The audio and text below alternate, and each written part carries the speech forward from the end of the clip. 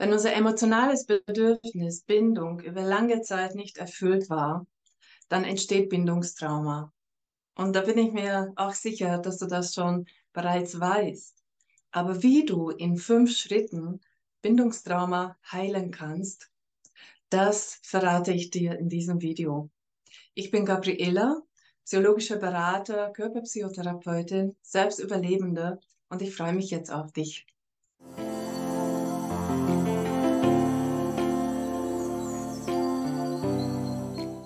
Was ist Bindungstrauma? Bindungstraumata sind emotionale Verletzungen, die in frühen Beziehungen und Bindungen entstehen. Sie können durch Vernachlässigung, Missbrauch oder andere traumatische Ereignisse in der Kindheit entstanden sein. Diese Verletzungen haben weitreichende Auswirkungen auf das tägliche Leben und die zwischenmenschlichen Beziehungen von uns. Menschen mit dieser Erfahrung können Schwierigkeiten haben, Vertrauen aufzubauen, emotionale Nähe zuzulassen und gesunde Beziehungen zu gestalten. Sie können sich oft einsam, unsicher und in Beziehungen unwohl fühlen. Bindungstraumata können auch das Selbstwertgefühl und das Selbstvertrauen beeinträchtigen, was zu Problemen im Berufsleben und in der persönlichen Entwicklung führen kann. Sie nehmen ihre eigenen Bedürfnisse oft nicht wahr und fällt ihnen auch schwer, diese zu kommunizieren, und sie können ständig Angst vor Ablehnung oder Verlassenwerden haben. Diese Auswirkungen können sich auch auf ihre Familie ausbreiten, da es schwierig sein kann, eine sichere und stabile Bindung mit anderen aufzubauen und aufrechtzuerhalten. Ja, und was kann ich tun, damit es mir besser geht? Ich stelle dir jetzt 5 Schritte vor, wie du zur Heilung von Bindungstraumata kommen kannst. Der allererste Schritt ist die achtsame Selbsterforschung, indem du verstehst, welche Auswirkungen deines Traumas auf deine Beziehungen und dein Wohlbefinden haben. Dazu lade ich dich ein, dass du dir regelmäßig Zeit nimmst, um in dich hineinzuhorchen und deine Gefühle, Gedanken und Körperempfindungen zu beobachten. Achte besonders auf Situationen oder Muster, die dich an vergangene traumatische Erfahrungen erinnern oder dich emotional aus der Bahn werfen. Identifiziere mögliche Auslöser und reflektiere darüber, welche Verhaltensweisen oder Denkmuster du in diesen Momenten an den Tag legst. Sei dabei geduldig und einfühlsam mit dir. Verurteile dich nicht für eventuelle Reaktionen, sondern erkenne sie als natürliche Folge deines Traumas an. Indem du dir bewusst machst, wie dich dein Trauma beeinflusst, schaffst du die Grundlage für Veränderung und kannst gezielt an deiner Heilung arbeiten. Du sagst, dass es nicht einfach sei? Nein, es ist auch nicht so einfach von heute auf morgen. Es ist ein Weg, das ist eine Entwicklung von uns selbst und das ist ein Gestaltungsprozess zugleich. Denn wir gestalten auch unsere Heilung und damit übernimmst du die Verantwortung für deine Gegenwart und auch für deine Zukunft. Was denkst du, was der zweite Schritt sein könnte? Psycho- und körpertherapeutische Unterstützung zu holen, damit du in einem erfahrenen Therapeuten als Resonanzfläche jemanden findest, der oder die dir dabei hilft, die Traumata zu verarbeiten und neue Bewältigungsstrategien zu entwickeln und die Selbstregulation wieder zu erlernen. Nachdem du dich dazu entschieden hast, deine Bindungstraumata zu heilen und deine Lebensfreude wiederzufinden, ist es wichtig, diese Unterstützung auch zu suchen. Nach Möglichkeit suche dir nach einem Therapeuten, der spezialisiert ist auf die Behandlung von Bindungs-, Entwicklungs- und Komplextrauma und zwar körperorientiert. Frage nach seiner Erfahrung und Ausbildung in diesem Bereich. Es ist auch wichtig, dass du dich mit dem Therapeuten wohl und sicher fühlst, da die Arbeit an Traumata oft intensiv und emotional belastend sein kann. Nimm dir Zeit, um verschiedene Therapeuten zu treffen und herauszufinden, wer am besten zu dir und deinen Bedürfnissen passt. Und jetzt sagst du gleich, ja, es gibt kaum Therapieplätze und auch mit solcher Ausbildung haben wir kaum Therapeuten. Und da gebe ich dir recht, denn Status quo in unser Gesundheitssystem weist in der Tat eine traurige Bilanz auf. Aber gib's nicht auf, und auch online gibt es einige Möglichkeiten mittlerweile, wo du auf jeden Fall eine Unterstützung findest. Wenn du dann jemanden gefunden hast, gemeinsam könnt ihr einen individuellen Therapieplan erstellen, der auf deine spezifischen Ziele und Bedürfnisse abgestimmt ist. Denke daran, dass die Heilung von Bindungstraumata ein Prozess ist und dass jedes Trauma und jeder Mensch einzigartig ist und somit einen individuellen Plan für deine Heilung benötigst. Der dritte Schritt könnte sein, parallel zu deiner Begleitung, dass du Stärkung der Selbstfürsorge erlernst. Was bedeutet dann das? Um dein Wohlbefinden zu fördern und deine Selbstfürsorge zu stärken, ist es wichtig, verschiedene Methoden auszuprobieren und herauszufinden, welche am besten zu dir passen. Naja, und warum du Selbstfürsorge benötigst? Weil gerade durch Bindungstraumata entsteht ja meistens die Verlustangst. Und diese Angst führt uns meistens in abhängige, toxische Beziehungen und lassen uns auch die alten, ungesunde Beziehungen weiterhin aufrechterhalten. Und lass uns jetzt ansehen, welche Selbstfürsorgemethoden du für dich vielleicht entdecken kannst. Als erste möchte ich auf jeden Fall die körperliche Aktivität nennen, denn diese kann nicht nur Stress reduzieren, sondern auch die Ausschüttung von Endorphinen, den sogenannten Glückshormonen, anregen. Du könntest dich für einen Sportkurs anmelden, Spaziergänge in der Natur machen oder einfach zu Hause ein paar Yoga-Übungen machen.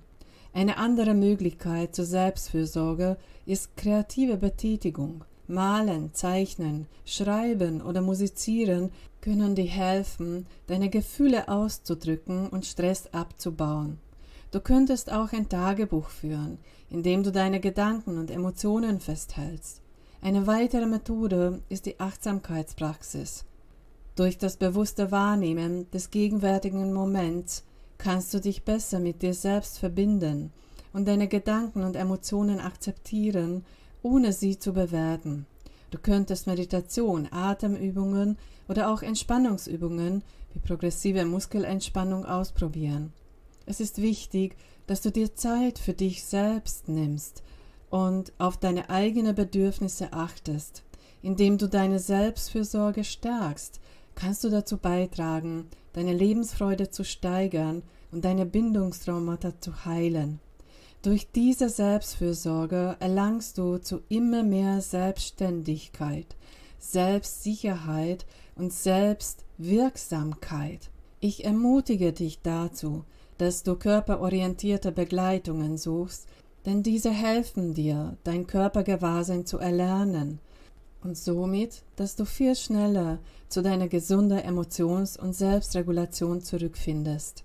Nimm dir Zeit, dir selbst liebevoll und achtsam zu begegnen, deine Bedürfnisse zu erkennen und zu erlernen, wahrzunehmen und diese versuchen zu erfüllen. Wenn du dran bleibst, wirst du die Veränderung merken und dein Wohlbefinden unterstützt deine Heilung von Bindungstraumata. Der vierte Schritt ist ebenfalls ein ganz wichtiger: Aufbau stabiler, gesunder Beziehungen. Indem du sichere und unterstützende Beziehungen aufbaust und alte Bindungsmuster überwinden kannst. Der erste Schritt dabei ist, sich bewusst zu machen, welche Art von Beziehungen Unterstützung und Sicherheit bieten können. Suche nach Menschen, die einfühlsam, verständnisvoll und geduldig sind.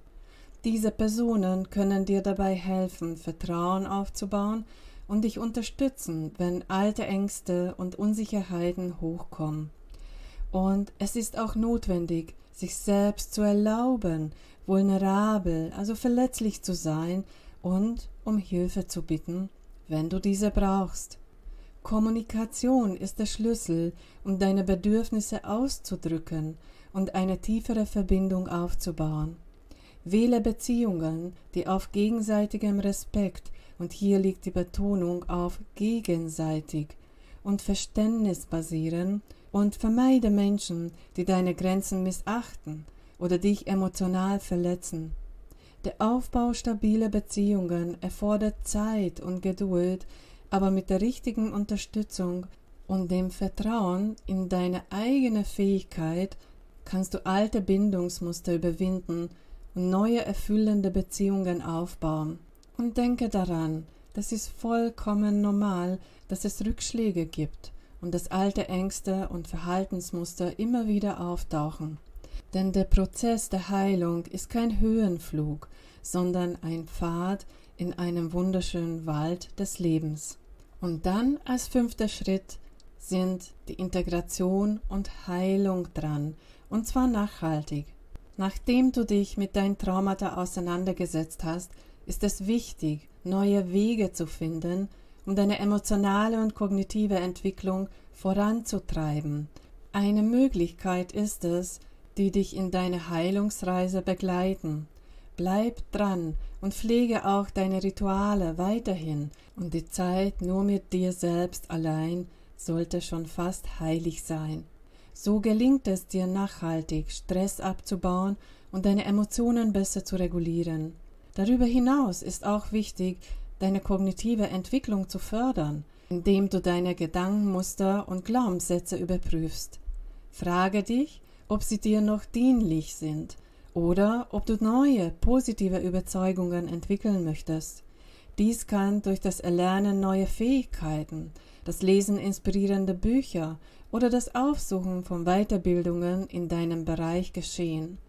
Indem du dich aktiv um deine emotionale und kognitive Entwicklung kümmerst und auch um das Wohlbefinden deines Körpers, kannst du deine Lebensfreude steigern und ein erfülltes und glückliches Leben führen. Und schließlich meine Botschaft an euch. Ein Bindungstrauma erlebt zu haben, ist nicht deine Schuld. Du bist kein schlechter Mensch, nur weil du mit einer schwierigen Vergangenheit kämpfst. Dein Verhalten und deine Reaktionen sind nur ein Produkt der Umstände, in denen du aufgewachsen bist. Du hast das Recht, dich selbst zu lieben und anzunehmen, so wie du bist. Denn du bist auch schon heute vollkommen. Jetzt hast du diesen Weg in 5 Schritten kennengelernt. Und ich glaube, das ist dir auch dabei klar geworden. Das ist natürlich nicht innerhalb von 5 Tagen zu erreichen. Das sind mehrere Monate, manchmal Jahre, damit wir aufs Neue gewisse Fähigkeiten, Fertigkeiten aneignen, uns viel auch reflektieren und unser Verhalten und die Selbstregulation, den Körper und auch unser Muster verändern können. Wenn du konkrete Fragen hast, dann ermutige ich dich dazu, dass du mir Fragen stellst. Und ich freue mich darauf, auch wenn du verschiedene Erfahrungen von dir mitteilst. Um die Bindung zu dir selbst leichter aufzubauen, ist Körperpsychotherapie optimal. Und dazu starten 2 körperpsychotherapeutische Online-Live-Kurse. Vielleicht magst du dich da anmelden. Ich wünsche dir alles Liebe erstmal und bis dahin, Gabriela.